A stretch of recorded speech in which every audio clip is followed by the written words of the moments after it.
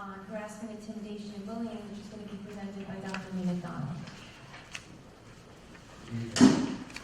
Good evening. Can you hear me? Thank you, Ms. Cage. Allow me to present the semi-annual report on harassment, intimidation, and bullying. This report is required by the State of New Jersey Board of Education and the Department of Education, which covers the January through June time period. I'm going to begin, as we always do, in revisiting what the definition of harassment, intimidation, and bullying is, as deemed by the Department of Education. Essentially, there are four prongs when you look at this definition. The first is the actual incident that occurred, whether that's a written statement, whether that's a gesture, whether that's a verbal comment. The second being that it's motivated by an actual or perceived characteristic. Again, there's a lot of things that could fall into that category: race, color, religion, ancestry, etc. The third would be that it takes place on school grounds or a school-sponsored event, or there's some sort of nexus with the school that ultimately has an impact on the education of students or violates an individual's rights. Going to revisit briefly our factual findings. There are 9 categories that the district uses anytime there's an investigation.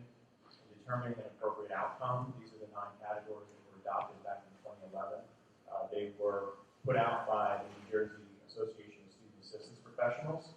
We continue to use these categories when we do an investigation and ultimately kind of guides our thinking, if you will, in terms of outcomes. If you look at these 9 categories, what you'll notice is that the first 6, in our definition, are actual confirmed HIB. The last 3, the non-actionable HIB, the non-HIB, and the HIB victim, are what we consider not to actually fall within the guidelines of harassment, intimidation, and bullying. Shifting gears, we're going to take a look at our HIB data from not only the fall reporting period, but historical perspective as well, going back a year ago.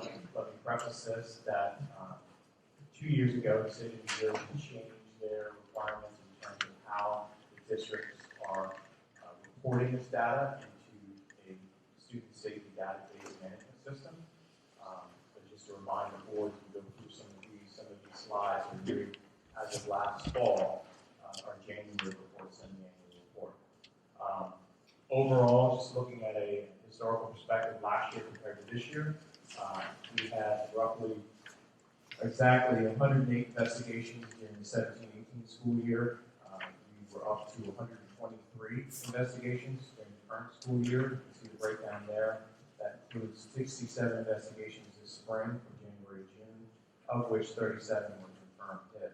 What you'll notice if you do the math here is that while our investigations were up, our confirmed HIBs were steady at 66 in both the 17-18 and 18-19 school year.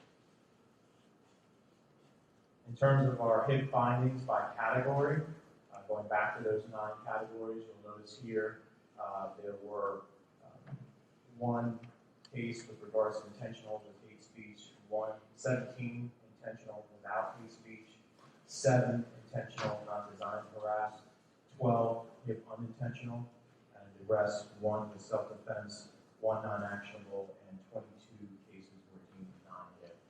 And again, going back to this data, what we've noticed is that our data actually shifted from this time last year.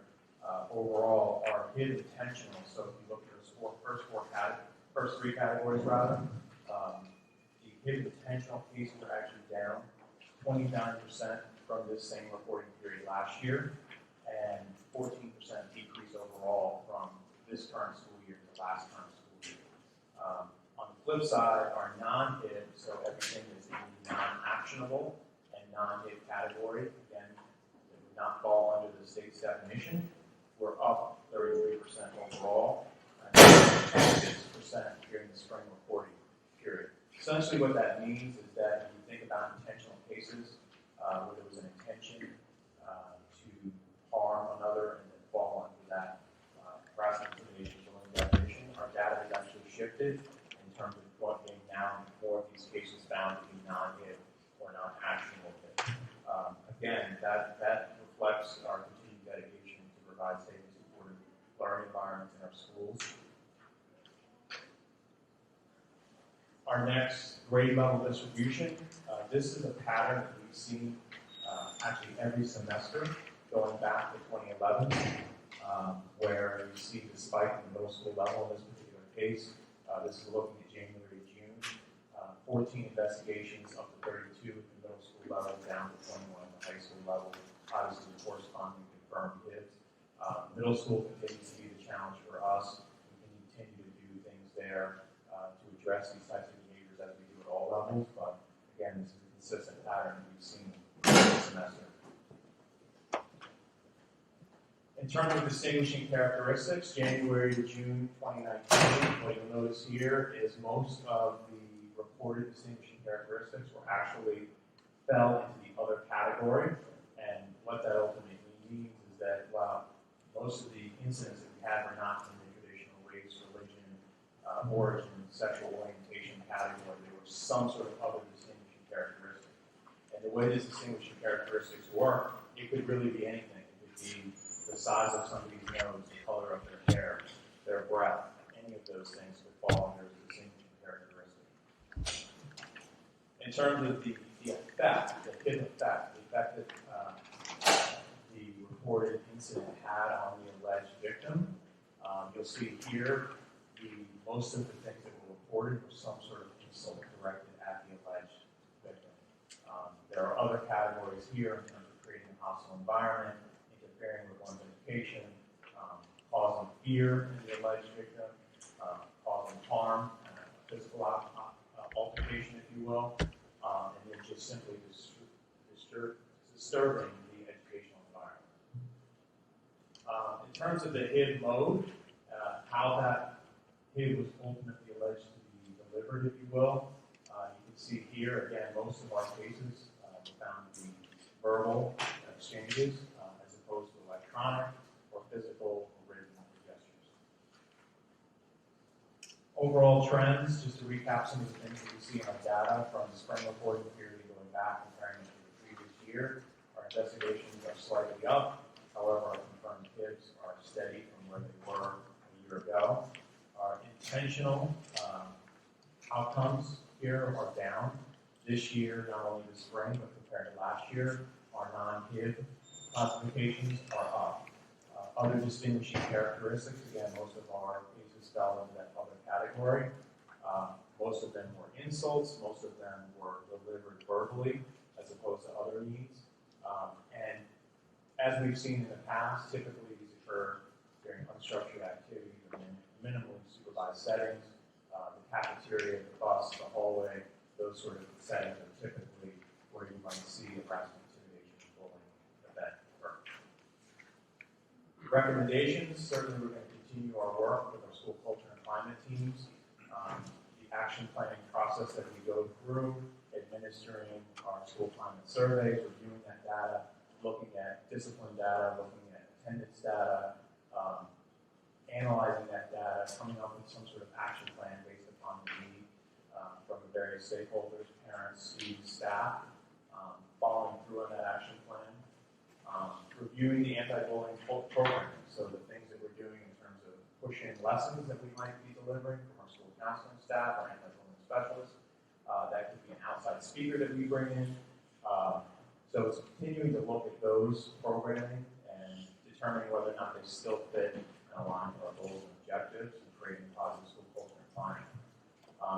Improving school community HIB awareness, again, making sure our parents and our staff and our various stakeholders understand what harassment, intimidation, and bullying is and ultimately what we're doing about it and our commitment to addressing inappropriate behaviors, more importantly, setting the standard for respectful behaviors.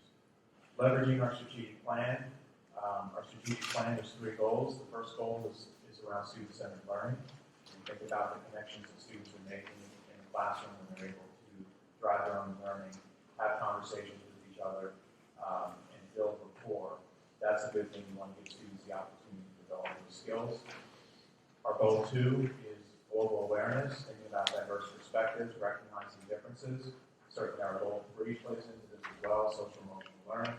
When we think about self-awareness, social awareness, those types of things that we're doing from a strategic planning standpoint.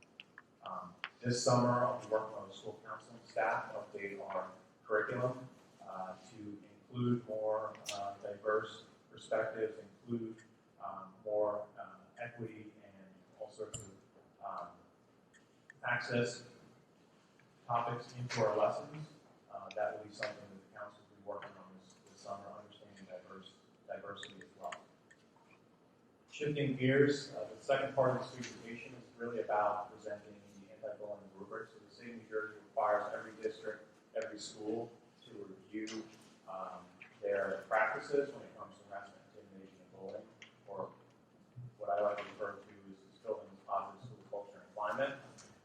The DOE rubric is a self-assessment tool. There are eight core elements that are designed to allow schools, specifically the school culture and climate team, to review different areas. This really means to kind of educate the staff not only on the requirements, but reflect on the year and self-assess where they are. This particular rubric and these results apply for the most current recent school year, July 2018 to June 2019. Each indicator either does not meet any requirement, would be 0 points, you do not have any that fell in that category. Partially meets requirements, 1 point. Meets all requirements, 2 points. Exceeds those requirements, 3 points. Maximum school grade is 78 points. Pleased to report that by and large, we exceed the requirements when it comes to the state's anti-bullying rubric. Core element number 1, our programming, our approaches, our initiatives that we take on, such as our school climate teams and whatnot. 14.1 out of 15 with the average school grade. Our training, that includes training staff, that includes training administrators, that includes the training and conversations that we have with students. That was 8.4 out of 9 overall. Other staff instruction and training. So, for example, last year when there were changes that were made with regards to the anti-bullying bill of rights, there were updates. We sent another of our anti-bullying specialists. I also attended an out-of-district training from self-assessment. This is an example. So, pursuing those types of opportunities. We've also had our board attorney come in and train our staff as well consistently. So, curriculum and instruction on HIB and related information and skills. Again, you go back to the school counseling curriculum, what you're doing around social emotional learning. 5.7 out of 6 with the average score there per school. Core element number 5, new personnel. This alludes to appointing, obviously, an anti-bullying coordinator for the district, that would be me, an anti-bullying specialist in every building. Making sure, again, that your staff is aware of what the law entails, understand the reporting requirements and whatnot. School level HIB incident reporting procedure. Again, along those lines, building upon that, making sure you're adhering to the 10-day timeline, making sure that things are reported in a timely fashion, that the board receives appropriate information, that parents receive appropriate communication. Core element number 7, HIB investigation procedure. Again, what you do during that investigation process, your best practices, making sure you're interviewing the appropriate parties, that you're collecting information from a variety of sources. 11.6 out of 12. The last core element in HIB reporting, again, that would be the more formal reporting, what's required not only by the state in terms of the state reporting, but what's required by law to send parents written communication within 5 days of the board meeting, where that particular case was affirmed, things of that nature. So overall, 2018 school year, or 17-18 school year, I should say, the average district score was 73, 75 K5, 75 6-8, and 65 9-12, for an average grade 67.5.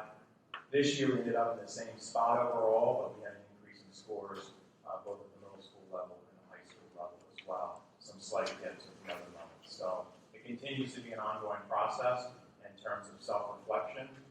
That's really what the tool is all about, making sure you're adhering to the guidelines that the state and New Jersey require. This is just a quick example of some of the things that we do. So this year, both in the fall and the spring, in this very room, we brought together our entire district. Every school sent faculty, staff, students, where appropriate, to participate in a fall and spring school climate summit. Essentially what we did during that time, it was a half a day for staff. Number 1, to look at any data, revisit their action plan, share out best practices across buildings, across grade levels, have an opportunity to complete required tasks such as really becomes a celebration, if you will, of the work that we're doing around school climate and culture. Next slide is just a brief description of that action planning process. Again, looking at the data, identifying an issue, looking at specific evidence, understanding possible causes, thinking about what would be the desired outcomes, brainstorming action steps, reviewing, and reflecting. Each school has a specific action plan that addresses an issue that's identified by their team.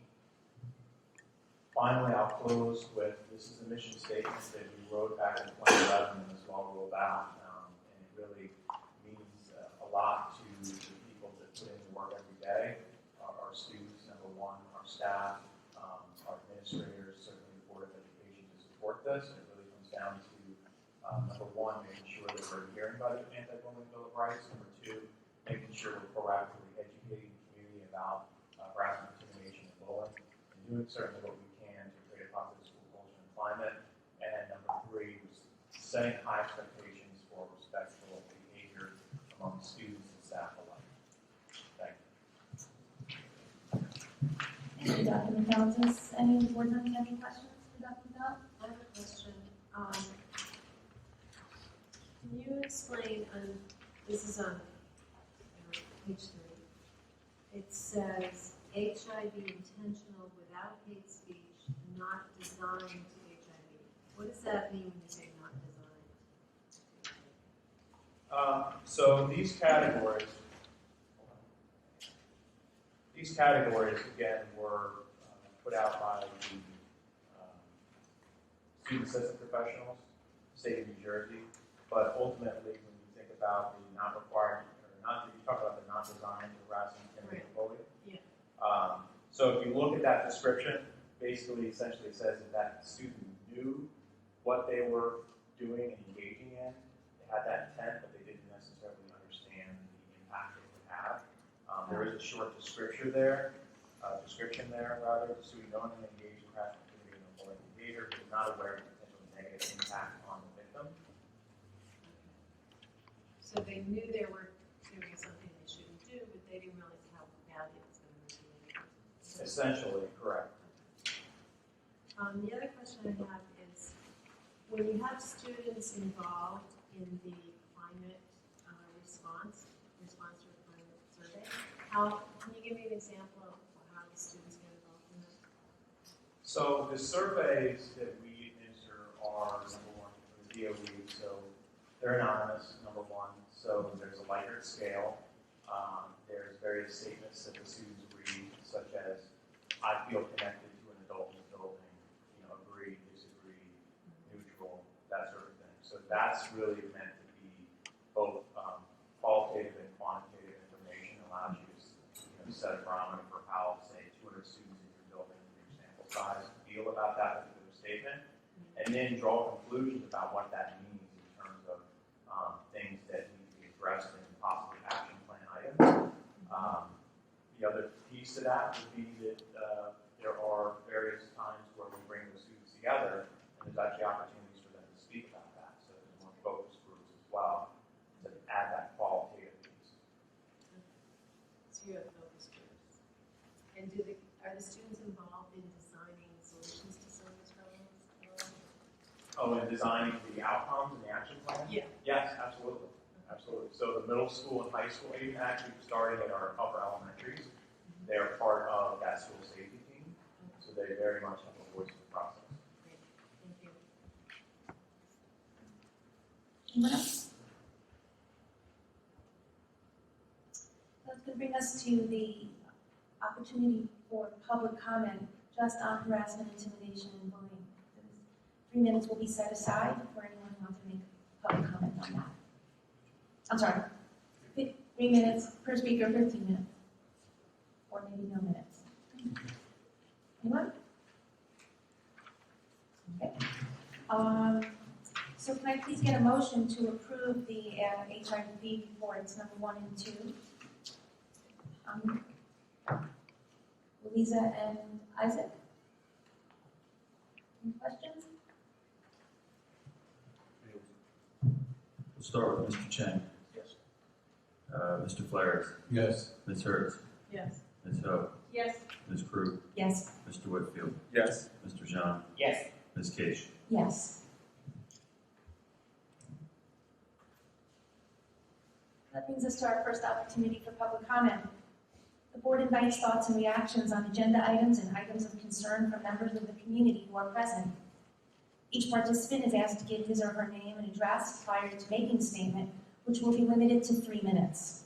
All statements shall be directed to the presiding officer, and this public comment period shall be limited to 60 minutes.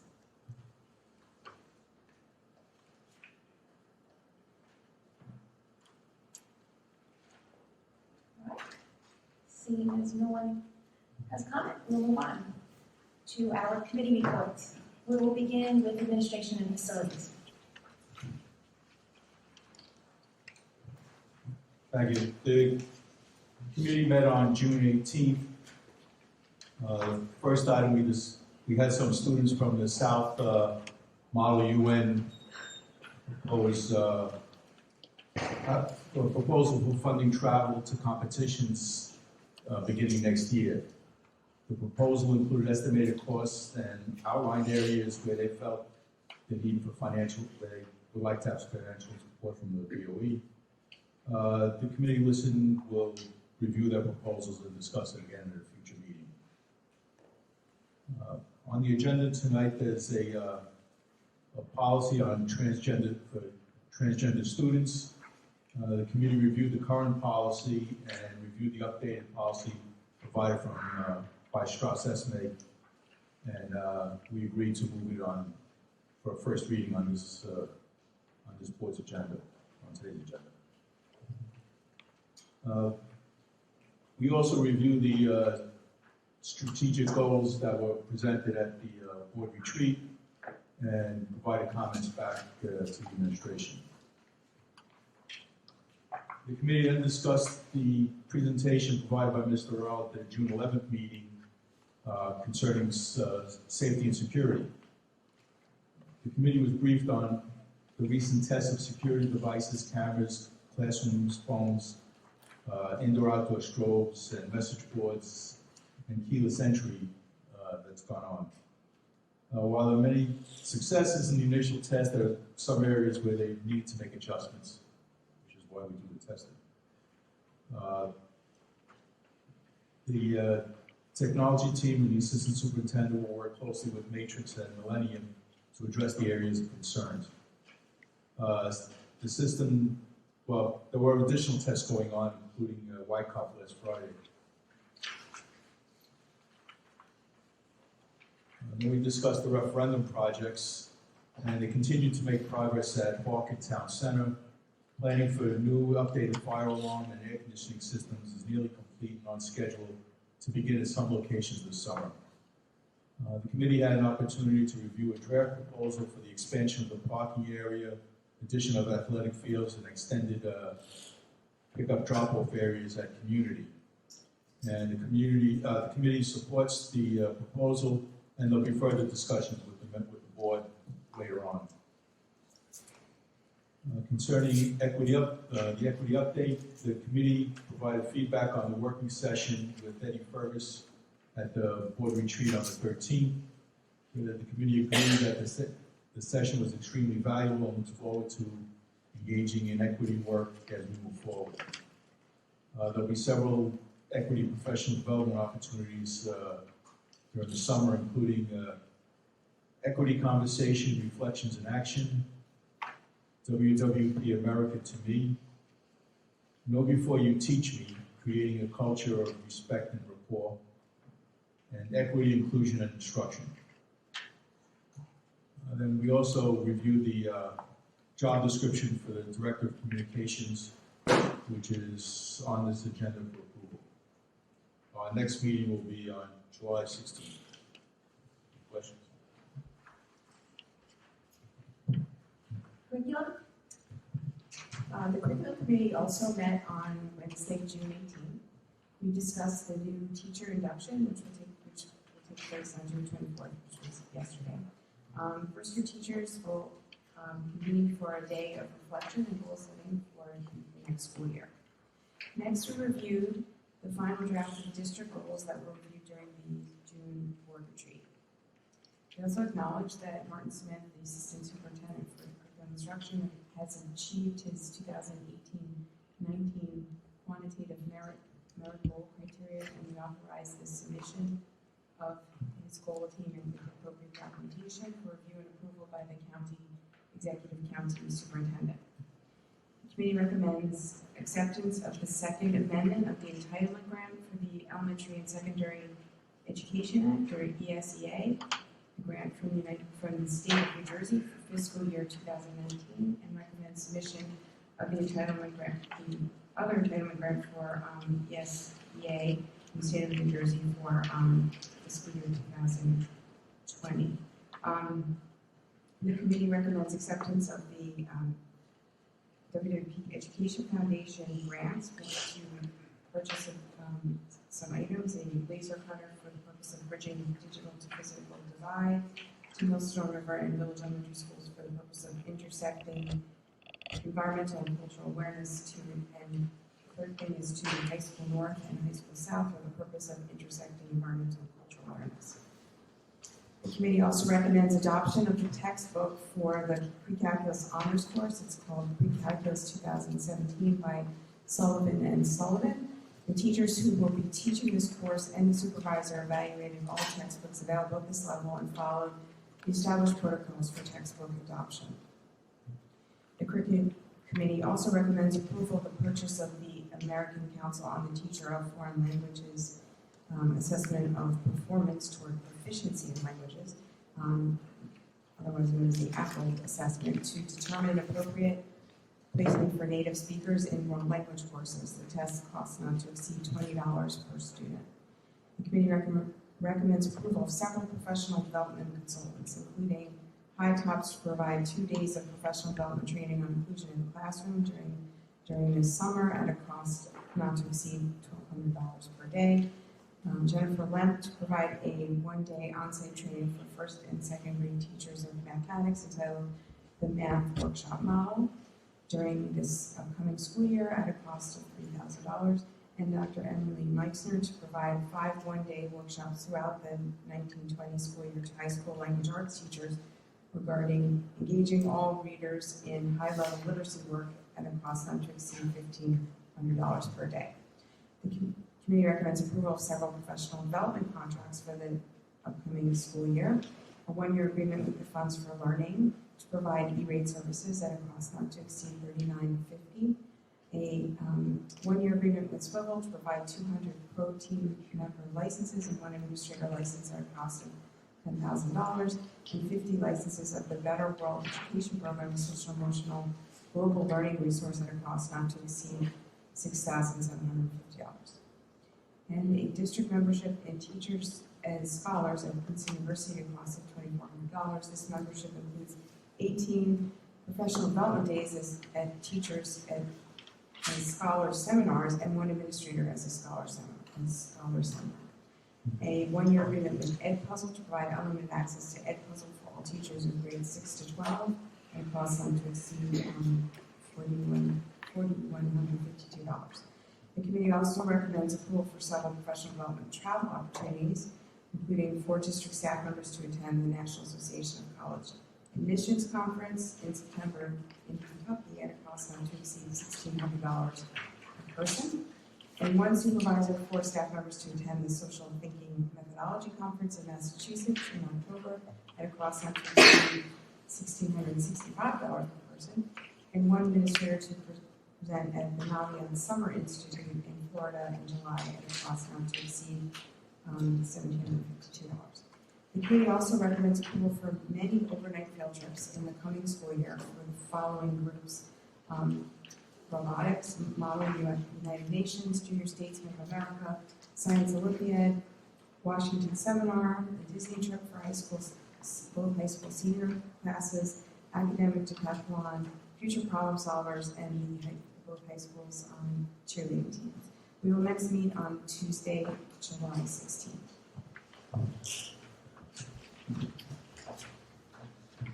Any questions on curriculum? Turn it over to finance. Okay, the Finance Committee also met on June 18th. The committee reviewed the monthly financial reports. The district's finances are tracking closely to preceding years, and we're doing fine. There is a motion to deposit $1.75 million from the projected current budget surplus into capital reserves. This is a conservative amount and is customary when our budget is tracking as it is and helps to maintain a stable budget. The committee discussed the change orders that are on the agenda tonight.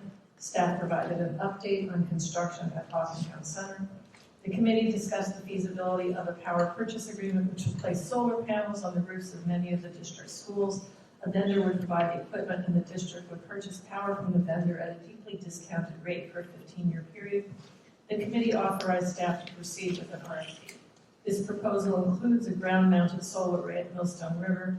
Administration will be reviewing this location and may delete it if the land may be needed for educational purposes. The agenda also includes that the board has provided a list of all vendors that the district has contracted with over the past 12 months. This is required by administrative code. The committee reviewed the advocate report of their May inspection of our custodial and maintenance service provider, which is Aramark. This shows a decrease in performance over the past 6 months. Aramark still has vacancies to be filled and did not reach goals set for them during this period. The district does not pay Aramark for vacant positions. The committee discussed whether there are sufficient penalties in the contract for inadequate staffing and poor performance.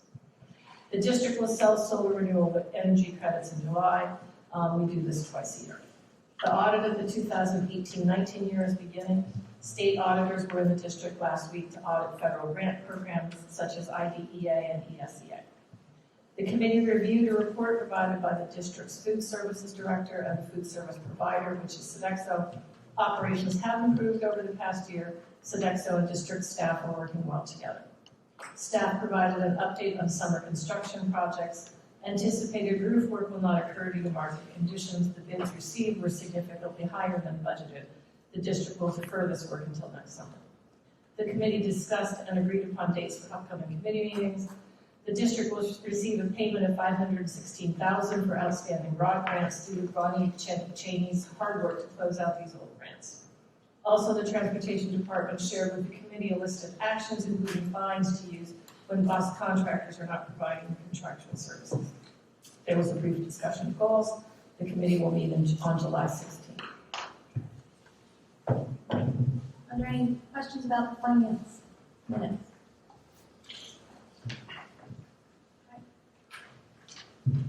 That brings us to the voting portion of our agenda. We'll take a few things out of order. First, we'll turn it over to our superintendent to say a word about a personnel item. Actually, I'm going to take a liberty and just say 3 personnel matters. One, I just wanted to just recognize the Human Resources Department, in particular, Charlie Fuse and Allison Malone. It's a 106-page personnel agenda tonight. So you can imagine the amount of work it took to pull off tonight's agenda. So just a real credit to them and their team for all the work that they did in moving these items forward. Second is, you might notice we have a vacancy at the table tonight. Tonight's our colleague Martin Smith's last board meeting, and he took the night off from it. So we'd be remiss if I just didn't acknowledge the work that Martin and his assistant Kat Arminio did to prepare tonight and to get ahead to smooth the transition for our new assistant superintendent. So items that you see tonight with respect to field trips, for instance, typically would have happened in August. But a credit to them knowing that there would be a gap in the transition, that they worked hard to get ahead for the board and to set up the students and the buildings for success in the fall. With that end, starting July 1st, Dr. Pamela Nathan will join us as the new assistant superintendent for curriculum instruction, and Martin has also graciously given upwards of 5 days of full-time in transition with Pam on site together to, again, transition the office, the curriculum instruction office. Now, with that being said, it's my great pleasure this evening to bring forward a recommendation to the Board of Education for the principal of Millstone River. Individual we're recommending this evening is a 19-year administrator, 13-year building principal, 6-year assistant, 5-year assistant superintendent, 1-year superintendent, sat at this table for 5 years as the assistant superintendent for pupil services and planning, former community middle school principal for Windsor-Plainsboro for 3 years, and future Millstone River principal, Gerard Dalton. Sorry, welcome home.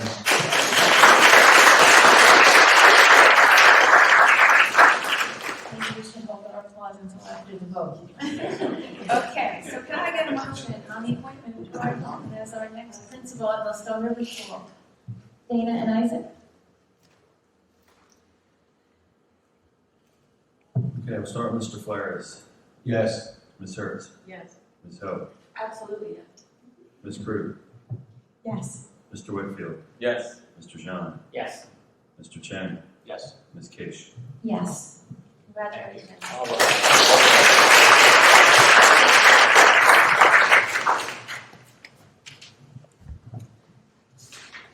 That brings us to our administration items. I'm also going to call a couple of things out of order here too. So the first I'm going to do is call administration items number 5 and 6. Anyone have any questions on that? Yes. So can I get a motion on I administration? have a question. Can I get the motion first? Okay, so can I get a motion on administration items 5 and 6? Tony and Dana? Okay, Carol? 5 and 6 is this class 3 officers. Correct. I have not seen that agreement. Where can I find it? The agreement we passed last year, which was a 5-year agreement, the terms are identical. Okay, but I haven't seen it this It's year. in the board workspace, Okay, and I can share it with you. all right, thank you. The identical agreement at the identical cost. Well, one question I have is, this is a 5-year agreement? You said? Correct. Then why are we voting on it after 1 year? It's a good question. But, I mean, it's a 5-year agreement. I'm not entirely sure why it's on here. You don't really have to offer it again, but if you'd like to, you certainly can. Okay, my next question is, Yeah, no, it's just for the sake of renewal, if the board wanted to continue it. The board has talked to the administration about transparency in the process, and so we wanted to just put it back in front of this meeting that we were continuing the agreement. If board council is suggesting that the board has agreed to the 5-year and it's not necessary by rule, then the board could have it removed, I believe. Well, Jeff, procedurally, I don't know how that works. I mean, you don't have to vote on it this, sorry. You don't have to vote on it this evening, but to the extent it's on here, I mean, you can. well, I'm glad. It is a 5-year agreement. I'm glad it's on here because I have a question about the agreement. I believe it states that if there's an incident and there's an appeal, the appeal is heard by the superintendent and the chief of police, is that right? I'm not sure what you mean by an appeal or an incident. Like if something happens and then someone wants to go to a higher authority, that authority is the superintendent and the chief of police. There's an operations review committee that is the component of the agreement that should a matter be brought forward as a concern. However, these are employees of the township, so if it's a matter specific to a police officer, with respect to actions of the police officer, it'd be investigated by the chief in consultation with But it the could chief be, has. it could be a family, couldn't it, or a student? Again, we're talking without specific facts in question here, so I'm answering to I'm a just saying proposal. theoretically.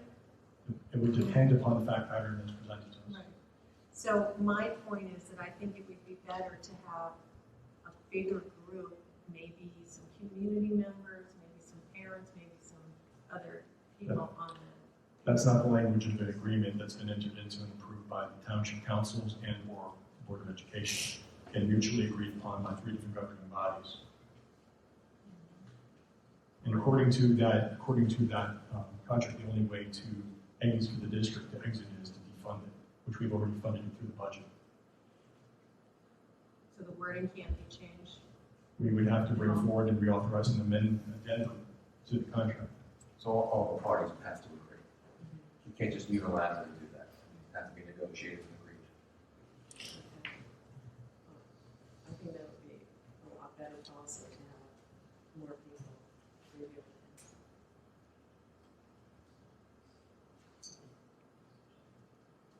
So do we have to vote on this or not? I'm sorry, I'm hearing. Are we voting on this or not? Yeah, move on. Okay, we'll start with Mr. Jean. Yes. Mr. Chang. No.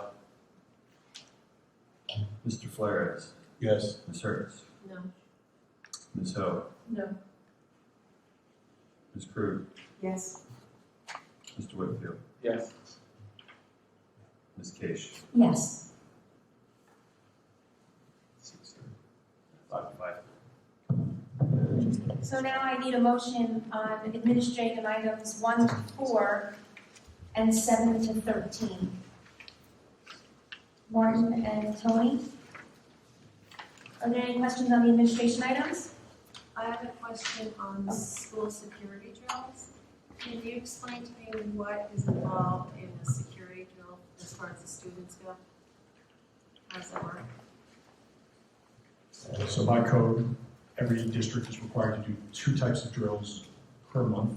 One is a safety and security drill, the other is a fire and alarm drill. It used to be 2 fire and no safety. Depending on the month, every building has the authority to select the appropriate drill for them, but there's a requirement, again, by code, to have it to be one of certain categories. So there's an evacuation drill, there's a lockdown drill, there's a shelter-in-place drill. So depending on the type of drill that's authorized, as a medical emergency drill, that we do put the entire building into a form of drill. It's usually an unplanned drill to test the system after everyone's been trained. So we're several years in at this point, so many times they're unannounced, I should say. They're planned by the administration, unannounced to the staff. And so you might call a lockdown, right? In order to, everyone then moves to a lockdown position, like call an evacuation. That's students as well. So again, depending on what we don't do is we don't prescribe what happens every month to the administration. So it may make more sense at High School North to do a lockdown in May because AP testing versus an evacuation, but it might make more sense in the month of May for an elementary school to do an evacuation. So, but as long as they hit the categories that are required to by code, and then we're required to then authorize and certify with the statement of assurance to the Department of Ed at the end of June every year that these drills have occurred. So we keep a tracking in Mr. Earl's office of every month regarding the drills, and then there's certain things you have to keep in records as well about what happens at the drill. So that's essentially what occurs. Now, why is it important? In the last month of school, we had 2 code blue drills that were not drills. They were actual medical emergencies, one of a student, one of a staff member. And because of the responsiveness and the training, both individuals received the medical attention they need with ambulances being called on site. And fortunately, both student and staff members are doing well today. But it's a credit to the training that went into it in the drill. So. Well, what I'm wondering is, are the students are they becoming familiar with all the new things that have been put in place, the signs and the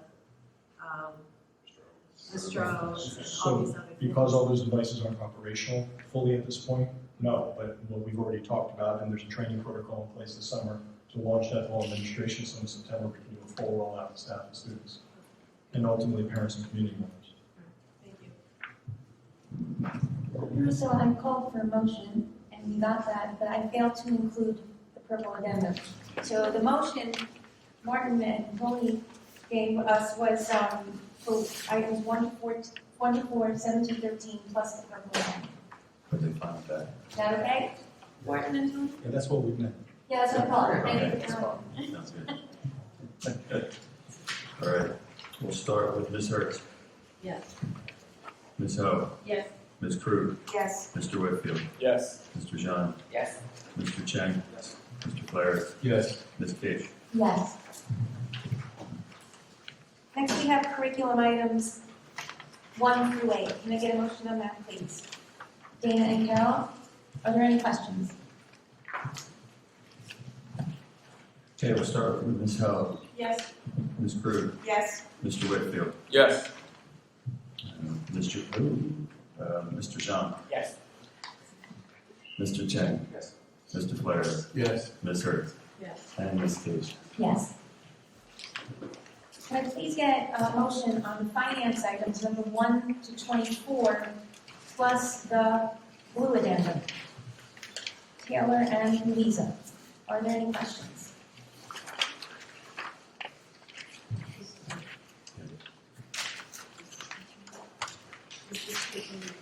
Yeah, there was a revised capital projects list just because of the date of the bill run. was wrong with a bunch. Two of them had the same date. One, I believe, was the 19th, the other was the 25th. So that's why we have a revised list at your table. Okay, we'll start with Ms. Crew, Yes. Mr. Whitfield, Yes. Mr. John, Yes. Mr. Chang, Yes. Mr. Flores, Yes. Ms. Hertz, Yes. Ms. Ho, Yes. Ms. Kish, Yes. Personnel items, 1, 2, the green addendum and the pink addendum. Can I please get a motion on that? Taylor and Isaac? We'll start with Mr. Whitfield, Yes. Mr. John, Yes. Mr. Chang, Yes. Mr. Flores, Yes. Ms. Hertz, Yes. Ms. Ho, Yes. Ms. Crew, Yes. Ms. Kish. Yes. I'd just like to take a moment to acknowledge that Kathleen Catley, an elementary school teacher at the Stone River, is resigning after 25 years with the district, and we wish her well in her retirement. Can I get a motion to approve the minutes? Lisa and Tony? All those in favor say aye. Are there any opposed or abstentions? Do we have any liaison reports? Is there any new business? That brings us to the second opportunity for public comment. 15 minutes will be provided at the end of our meeting for public comment. Each participant is asked to give his or her name and address prior to making a statement, which will be limited to 3 minutes. Anyone?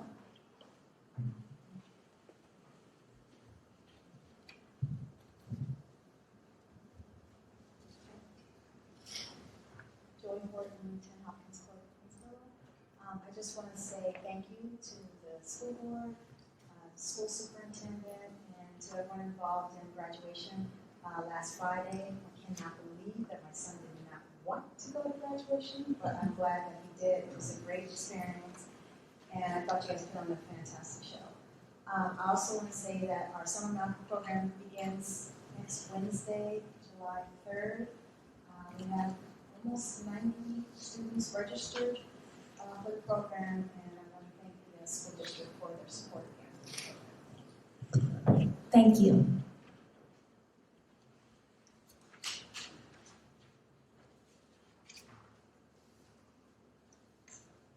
Good evening.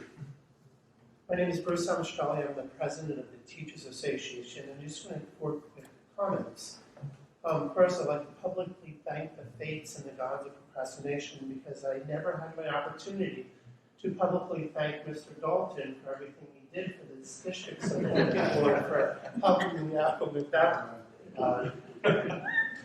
Secondly, graduation was wonderful. I'd like to commend both Dr. Arnold for your speech, for sharing some of the advice your grandmother gave you, and also Ms. Case for yours. I do have videos of each of them if you want them. And then finally, I'd just like to read a little Facebook post we had on our page. And in the ephemeral world of social media on a Friday night at 8:21, I was amazed at the comments, the number of comments and the number of likes. But we wrote, I know we've posted this before, but it's well worth a post from a different source. After the millstone revealed today, Patty Boyce, Debbie Bear, Mary Ann Carnival, and I took the time to publicly congratulate Dr. Averill on a well-deserved honor. We're not surprised by this honor. As Mercer County Superintendent of the Year, we understand his commitment to education and know well the depth of his character. We know this because we have the honor of working with Dr. Averill every day. We see the commitment he makes not just to WWP students, but to all students. You could see this commitment to social emotional learning amongst Mercer County schools. His advocacy of teacher care, his active support of equity issues, as seen in the recent successful Equity Ed Camp, his battles with the NJ DOE about graduation requirements, his questions on the use of AI grading on some state tests, and his willingness to think out of the box. This is just the proverbial tip of the iceberg. We say congratulations today, but then the comments are, Lisa, lovely, he's our superintendent. Steve Beatty, the secretary-treasurer of NJA, says, great guy. I talked with him at Bridgewood or Raritan High School back in the day. Well deserved. Kristen, well-deserved. Debbie, well-deserved. Dave, so well-deserved. Proud to work in such a wonderful district. Jessup, oh, well, Jesse. Well-deserved. We're so lucky to work with such well-respected educators and administrators who have our children, our students, and our community's best interests at the forefront. Rebecca, well-deserved. Proud to work with such a great leader. Nancy, proud that he is our superintendent. Congratulations, Dave. Alex Vaqueros, our MJA UNICEF representative. Wonderful! Exclamation point, exclamation point, exclamation point. Maureen, well-deserved. Finally, Rob. Cheers to our benevolent commander. So I just wanted to bring that to your attention that we're proud. Thank you.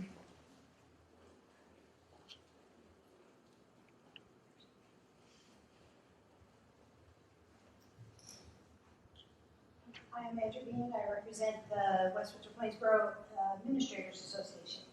And I would also like to welcome Gerard back and aboard. Gerard always brings such a great joy with him wherever he goes. I've missed hearing that laugh off in the distance at just anything. There's just so much just joy that comes with him, and I know the Millstone River, once they get to bask in that joy, it's going to be wonderful for them. So welcome aboard. Thank you for bringing them back, because we love them. I also am here to congratulate Dr. Arrow for being Mercer County Superintendent of the Year. I don't need notes because Bruce listed everything. He may have forgotten the sports combining, but other than that, I think the list was very thorough of everything that you have done for children, not just of West Windsor and Plainsboro, but for the entire town. The one thing that we appreciate as administrators working with Dr. Arrow is his passion to do better. In our district, we've seen a lot of superintendents that are okay with the status quo. We do well. We have great kids. We get great scores. We do well. But his passion to always move forward, to do a little better, to make it right for more children, inspires us every day. He is an example of the lead learner all the time and pushes us to learn more, do more, and think more. And it makes us better administrators, and we're just wondering why the county took so long to recognize it. So congratulations, Dr. Allen. Thank you. Is there anyone else? Then can I get a motion to adjourn? Tony and Isaac, all those in favor? Aye. Thanks for coming out. Have a good summer. We'll see you in about a month. Sarah.